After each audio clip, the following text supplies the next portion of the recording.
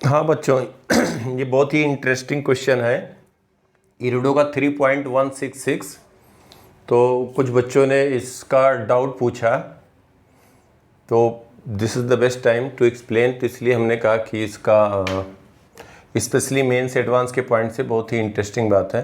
तो इसके पीछे का पहले ये 3.166 है। क्वेश्चन क्या दिया है, कैपेसिटर प्लेट है, इसमें कैपेसिटर प्लेट में D1 डिस्टेंस तक एक डाइलेक्ट्रिक है जिसकी रिलेटिव परमिटिविटी एप्सिलॉन 1 है और इसका स्पेसिफिक रेजिस्टेंस ρ1 दिया है।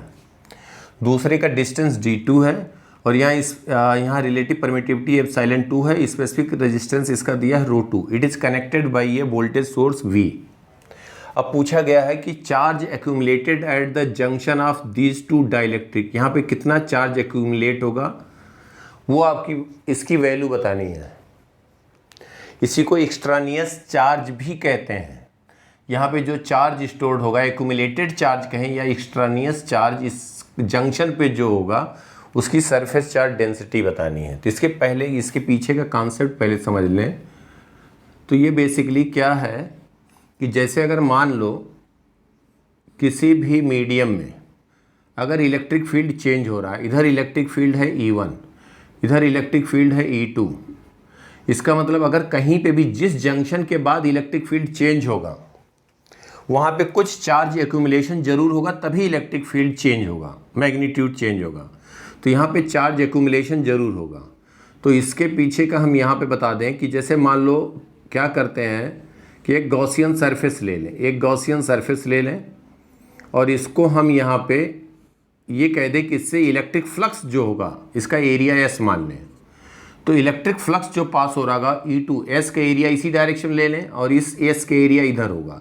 E1 dot S electric flux passing through left surface, E2 dot S vector ये electric flux passing through second. और इसके सरफेस से तो जो इसका एरिया वेक्टर होगा वो इलेक्ट्रिक फील्ड का डायरेक्शन होगा। यहाँ पे देखो इलेक्ट्रिक फील्ड का डायरेक्शन और एरिया वेक्टर हमेशा परपेंडिकुलर होंगे। तो electric flux passing through curved surface will be 0। तो यहाँ पे हम कह सकते हैं E2 dot S plus E1 dot S is equal to charge enclose. तो S एरिया का चार्ज यहाँ पे इनक्लोज होगा, यहाँ पे इनक्लोज होगा। अगर इलेक्ट्रिक फील्ड चेंज हो रहा तो डेफिनेटली यहाँ चार्ज एक्यूमुलेशन होगा। तो सरफेस चार्ज डेंसिटी हम उसका कह दें सिग्मा। अगर हम कह देते हैं सिग्मा जो यहाँ पे, तो sigma into area S upon epsilon naught ये हो जाएगा। अगर मान लो कि इसका डाइलेक्ट्रिक मीडियम ये एप्सिलॉन 2 है, ये एप्सिलॉन 1 है, तो यहाँ पे एप्सिलॉन 2 आ जाएगा और यहाँ पे अगर ये डाइलेक्ट्रिक इसका मीडियम डाइलेक्ट्रिक कांस्टेंट एप्सिलॉन 2 कहें तो एप्सिलॉन 2 E2 डॉट S हो जाएगा plus epsilon 1 E1 dot S हो जाएगा, that is equal to sigma S upon epsilon naught. ये बेसिक कॉन्सेप्ट ये यूज होगा। जहाँ पे भी डिसकंटिन्यूस होगा वहाँ चार्ज एक्यूमुलेशन होगा या एक्सट्रानियस चार्ज भी कहते हैं। तो ये जो जंक्शन यहाँ पे हम दिखा रहे हैं, तो इसमें हम अगर S एरिया ले रहे हैं तो इतने पार्ट का चार्ज आएगा। पूरा एरिया ले लें, पूरा एरिया ले लें तो इस जंक्शन पे पूरे पे चार्ज आ जाएगा। तो sigma is surface charge density. अब यहाँ पे देखो E2 और S में एंगल कितना है 0, तो epsilon 2 E2S minus E1 is the right word है, S इस डायरेक्शन में, तो epsilon 1 E1S is equal to sigma S upon epsilon naught. तो यहाँ पे जो आएगा epsilon 2 E2 minus epsilon 1 E1 हम कहें इसको electric field, that will be equal to sigma upon epsilon naught. तो यहाँ से जो सिग्मा सरफेस चार्ज डेंसिटी आएगी, sigma will be equal to epsilon naught epsilon 2 E2 minus epsilon 1 E1। Basic concept हमारा ये यूज होगा। और करंट डेंसिटी का आपको पता है, E को कह सकते हैं E is equal to rho J। I hope previous lecture में हम सब डिस्कस कर चुके हैं। या हम कह सकते हैं J can be written as sigma into E। Sigma is conductivity और rho is specific resistance of that material. तो that is conductivity is reciprocal of this. यहाँ पे ध्यान देना, ये sigma dash surface charge density हम लिख रहे हैं, ये सिग्मा डैश इसको हम कह दे रहे हैं surface charge density. This sigma is conductivity sigma dash is basically charge per unit area, surface charge density, surface charge density, charge density, और sigma is conductivity of material,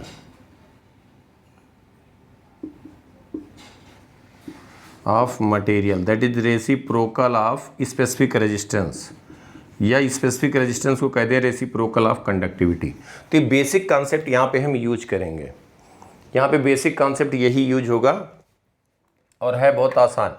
तो आई होप नोट कर लिया होगा, नहीं तो इसका screenshot ले करके एक बार इसको एनालिसिस करें, और ये बात समझना ज़रूरी है क्वेश्चन डिस्कस होने के पहले। अब यहाँ पे ध्यान दीजिए, अब यहाँ पे ध्यान दो, ये बेसिकली क्या है कि यहाँ पे इलेक्ट्रिक फील्ड, इस मीडियम में इलेक्ट्रिक फील्ड E1 होगा। क्यों होगा? क्योंकि इसका रेजिस्टेंस अगर हम कहें R1 इज ρ1 और इसका लेंथ है D1 upon area, area A मान लेते हैं, late area is A, R2 लिख देंगे ρ2 D2 अपॉन A। तो R1 R2 क्या हो गए? सीरीज में। तो R इफेक्टिव जो होगा या रिजल्टेंट हम कहें that is R1 plus R2, ये आ जाएगा यहाँ से 1/A ρ1 D1 प्लस ρ2 D2, ये आ गया R इफेक्टिव। तो करंट हम बता सकते हैं, current will remain same, current I जो होगा that is V upon R effective, R effective that is V into A, ये डिनोमिनेटर में चला जाएगा, upon ρ1 D1 plus ρ2 D2, this is first. अब यहाँ पे देखो इलेक्ट्रिक फील्ड हम इधर मान ले रहे हैं E1, इस साइड पे इलेक्ट्रिक फील्ड E1 मान रहे हैं, राइट साइड पे electric field E2, right side पे इलेक्ट्रिक फील्ड E2। क्यों इलेक्ट्रिक फील्ड अलग अलग होगा? पहला क्वेश्चन तो ये आता है, इलेक्ट्रिक फील्ड दोनों में क्यों अलग अलग होगा? अब ऐसे भी कह सकते हो कि अगर करंट सेम फ्लो कर रहा है, करंट सेम फ्लो कर रहा है और इसका स्पेसिफिक रेजिस्टेंस अलग अलग है, तो इसका रेजिस्टेंस कुछ और होगा, इसका कुछ और होगा, तो इसके क्रॉस पोटेंशियल डिफरेंस अलग होगा, potential difference upon D1 that will become electric field, इधर potential difference upon D2। Particular case के लिए सेम हो सकता है, जब सेम हो जाएगा तो यहाँ पे फिर कोई चार्ज E1 E2 सेम हो जाएगा तो कोई चार्ज यहाँ एक्यूमुलेट नहीं होगा।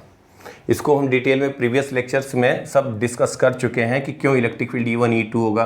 बीच में एक प्लेट लगा दो, uniform external electric field plate रख दो, तो लेफ्ट और राइट साइड दोनों पे हम कहेंगे कि इलेक्ट्रिक फील्ड चेंज हो जाएगा, तो मतलब कहीं पे चार्ज एक्यूमुलेट होगा जहाँ इलेक्ट्रिक फील्ड चेंज हो रहा होगा। अब हमें यहाँ पे पूरा चार्ज सरफेस चार्ज डेंसिटी बताना है, तो हम यहाँ पे लिखेंगे यही वही कॉन्सेप्ट यूज कर रहे हैं जो भी हमने डिस्कस किया। ये क्लोज सरफेस ले लें, ये हम यहाँ पे कह दें इसका एरिया A है, क्लोज सरफेस ले लें। अब यहाँ से E2 इस डायरेक्शन में है, E1 इस डायरेक्शन में है, और यहाँ पे हम सरफेस चार्ज डेंसिटी सिग्मा ले लेते हैं, सिग्मा, और ये क्लोज सरफेस बना रहे हैं तो हम कहेंगे E2, ध्यान देना इसका रिफ्रैक्ट ये डाइलेक्ट्रिक कांस्टेंट, ये हम कहें रिलेटिव परमिटिविटी ε2 है, इसका ε1 है, तो ε2 E2 माइनस ε1 E1 जो भी हमने उसी का डायरेक्ट रिजल्ट यूज कर रहे हैं, into area, let its area is A, area A मान ले रहे हैं, एरिया हमने ले लिया इसको A, तो into area A that will become ये क्या हो गया, total electric flux is equal to surface charge density sigma into area. इसमें एक डिस्क शेप में रहेगा, जो चार्ज यहाँ सिग्मा है तो इससे चार्ज इनक्लोज कितना होगा, charge per unit area into A upon ε0। तो हम इसको कह सकते हैं A कैंसिल हो गया, सिग्मा की वैल्यू पूछी गई है ε0 ε2 इंटू E2 माइनस ε1 E1। तो बेसिकली सिग्मा इसमें पूछा गया, इस केस में सिग्मा पूछा गया, और E2 को हम लिख सकते हैं, ध्यान देना यहाँ पे कहें sigma is equal to ε0 ε2। E2 को क्या लिख सकते हैं, E2 can be written as ρ2 specific resistance rho two into J, J is I by area minus epsilon 1 rho 1 I by A. तो ये हमारा आ जाएगा यहाँ से, आई की वैल्यू हम कैलकुलेट कर चुके हैं फ्रॉम फर्स्ट, आई की वैल्यू कैलकुलेट कर चुके हैं फ्रॉम फर्स्ट। आई होप सब क्लियर हो रहा होगा। और किसी को उसके बाद भी कहीं भी कुछ भी डाउट है तो प्लीज़ कमेंट बॉक्स में अपना जो है डाउट छोड़ सकते हैं, हम फिर से एक्सप्लेन कर देंगे। लेकिन हाँ, इसके पहले के कुछ लेक्चर देखने ज़रूरी होंगे। तो यहाँ से हम सिग्मा कह दिए। अब हमारा अब यहाँ पे पूछा गया है, सिग्मा की वैल्यू पूछी गई है, ध्यान देना। तो इसको हम यहाँ पे ये मिटा रहे हैं।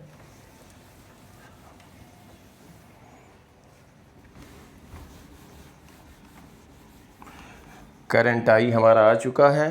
तो ध्यान देना, सिग्मा जो होगा, सिग्मा की वैल्यू आ जाएगी epsilon naught into I upon A, ये हो जाएगा epsilon 2 rho 2 minus epsilon 1 rho 1, ये हो गया सिग्मा। और आई की वैल्यू यहाँ से ध्यान दो, फ्रॉम फर्स्ट आई की वैल्यू रख दें तो सिग्मा आ जाएगा एप्सिलॉन नॉट आई बाई ए। आई से ए को डिवाइड करें तो आई बाई ए की जगह पे लिख सकते हैं V upon rho 1 d1 plus rho 2 d2 into epsilon 2 rho 2 minus epsilon 1 rho 1। तो ये आ गया charge accumulated eight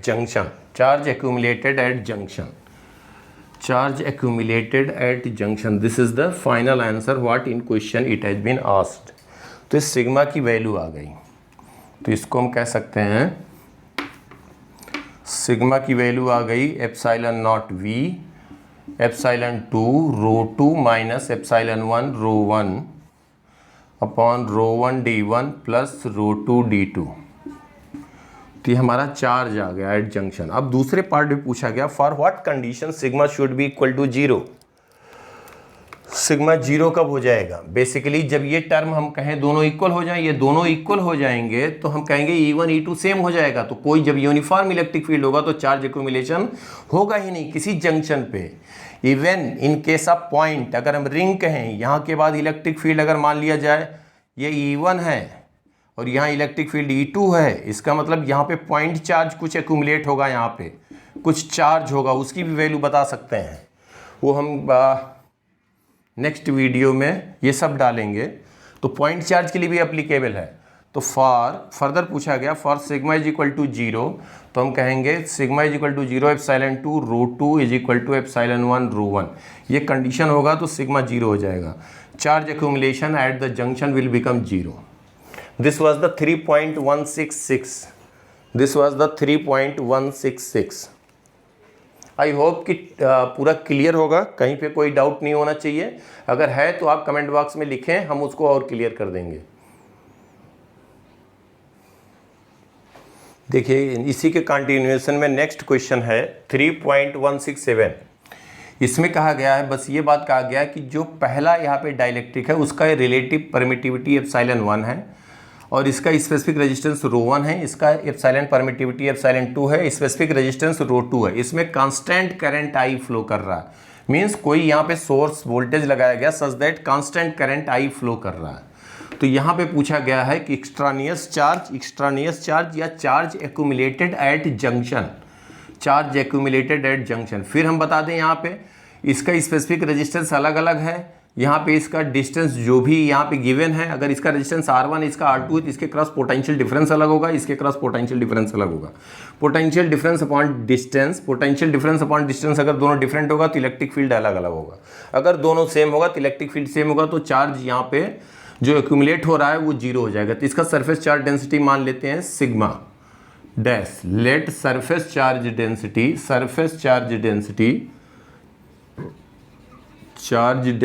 is sigma dash कह दिया जाए।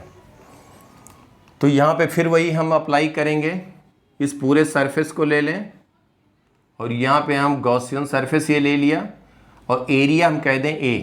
Late area be A। तो हम कहेंगे इधर E2 है इलेक्ट्रिक फील्ड और इधर है E1, एरिया A है।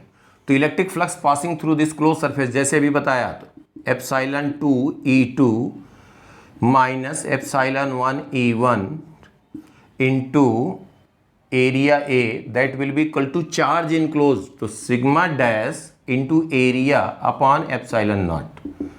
तो A कैंसिल हो गया, तो सिग्मा डैश आ गया यहाँ से epsilon naught epsilon 2 E2 minus epsilon 1 E1, epsilon 1 E1। अब यहाँ पे लिख सकते हो सिग्मा डैश को लिख सकते हो, इसको यहाँ से हम लिख दें, sigma dash can be written as surface charge density. यहाँ पे जो चार्ज एक्यूमुलेट हुआ है, तो सरफेस चार्ज डेंसिटी, तो एप्सिलॉन नॉट, और ये हम कह सकते हैं एप्सिलॉन 2, E2 को लिख सकते हैं rho two J is I upon area, minus epsilon 1, E1 को लिख सकते हैं ρ1 I upon area. I hope यहाँ तक क्लियर होगा बिल्कुल अच्छे से। कहीं पे किसी को कुछ डाउट तो उसको please don't hesitate and mention in comment. तो एप्सिलॉन नॉट, और ये हम कह देंगे आपका एप्सिलॉन 2 ρ2 माइनस एप्सिलॉन 1 ρ1, और ये हो जाएगा आई अपॉन ए।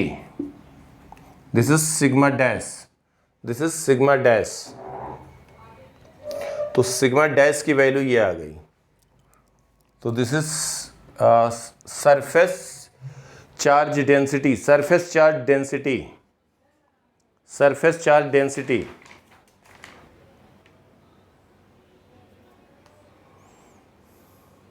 तो आई होप ये क्लियर होगा।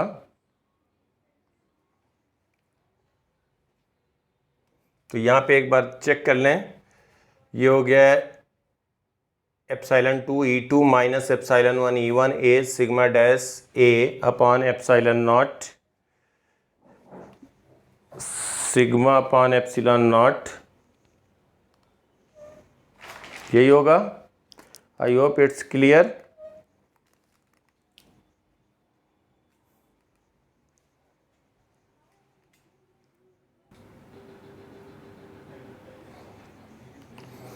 तो यहाँ पे फिर हम लोगों ने सिग्मा डैश लिख दिया था। तो यहाँ पे इस क्वेश्चन में पूछा गया है 3.167 में कि चार्ज कितना यहाँ पे एक्यूमुलेट होगा, चार्ज इनक्लोज। तो charge accumulated is sigma dash A surface charge density into area. तो चार्ज एक्यूमुलेटेड को एक्यूमुलेटेड क्यू आई एन से रिप्रेजेंट कर दे रहे हैं। तो ये वैल्यू आ जाएगी epsilon naught epsilon 2 ρ2 minus epsilon 1 ρ1, और इसको हम कह दें इनटू आई। तो ये वैल्यू आ गई, या इसको हम ठीक से यहाँ पे एप्सिलॉन नॉट इनटू आई, ये हो गया चार्ज एक्यूमुलेटेड एट जंक्शन। तो आई होप ये कब जीरो होगा, जब यहाँ पे अगेन ये पूछा नहीं गया है, this is final answer, this one is answer, लेकिन ये पूछा नहीं गया। फर्दर कह रहे हैं कि कब यहाँ पे चार्ज एक्यूमुलेटेड जीरो होगा, फॉर क्यू एक्यूमुलेटेड जीरो, तो हम कहेंगे epsilon 2 ρ2 must be equal to epsilon 1 ρ1, तब यहाँ पे चार्ज एक्यूमुलेटेड जीरो होगा और E1 की वैल्यू E2 के बराबर हो जाएगी। आई होप कि ये दोनों क्लियर हो गया होगा। तो कुछ बच्चों ने कईयों ने डाउट पूछा, तो फिर आई थॉट कि make a video so that it will be crystal clear.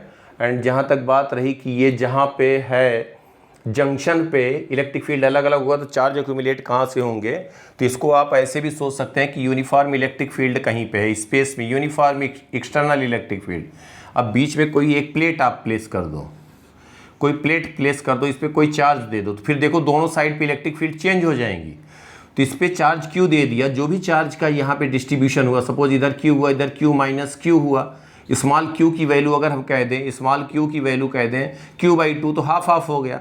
तो इधर का जो इलेक्ट्रिक फील्ड एक्सटर्नल था वो वैल्यू यहाँ कम हो जाएगी और इस साइड पे इलेक्ट्रिक फील्ड बढ़ जाएगी, क्योंकि इसके कारण ये अपोज करेगा। तो दोनों साइड पे इलेक्ट्रिक फील्ड हम कहेंगे, एक साइड पे E1 हो जाएगा और एक पे हो जाएगा E2, और E2 होगा, इसका मतलब यहाँ कहीं पे चार्ज एक्यूमुलेटेड है। तो ऐसे भी समझ सकते हो। तो उसके लिए हमने गॉसियन सरफेस ले लिया, गॉसियन सरफेस ले करके हमने यहाँ पे गॉसियन सरफेस लिया और E2 ईवर में रिलेशन डेवलप किया, वही हमने शुरू में कॉन्सेप्ट बताया था, वही यूज होगा। I hope kids clear. Thank you, take care, bye bye.